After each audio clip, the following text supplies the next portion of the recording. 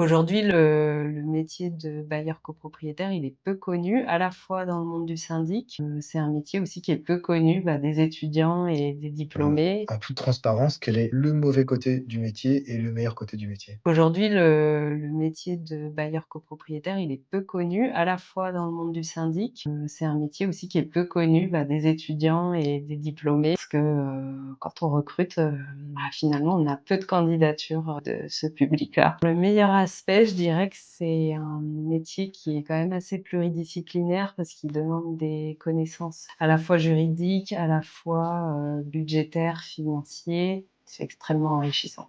Donc si je vous demande une journée type, en fait, ça existe pas. Ça va être, le paiement, la vérification des appels de fonds que les syndics nous envoient, que l'on doit payer en tant que propriétaire. On s'occupe aussi d'enregistrer, réceptionner, enregistrer les convocations d'AG et les PV d'AG. Et puis on va faire des préconisations, de vote à nos collègues qui sont en agence, qui sont en lien avec les locataires et qui, eux, participent à ces assemblées générales. On travaille aussi sur la relecture des règlements de copropriété qui sont au stade projet, lorsqu'on s'apprête à acquérir des logements, auprès d'un promoteur et également, lorsqu'on s'apprête à commercialiser des logements, dans un immeuble qui nous appartient en pleine propriété. Et quelle est la qualité qu'il faut absolument avoir pour travailler, dans votre service? Je dirais la rigueur parce que, dans nos missions de contrôle, d'analyse, de mise en paiement des appels de fonds, tous ces documents que l'on reçoit et puis je dirais aussi, de la diplomatie parce que travailler dans le sujet de la copropriété, ça demande, de naviguer entre les intérêts de plusieurs, personnes avec des intérêts parfois divergents. Donc il y a les intérêts de CDC Habitat que l'on représente et puis il y a les intérêts des autres copropriétaires, des conseils syndicaux. On doit toujours,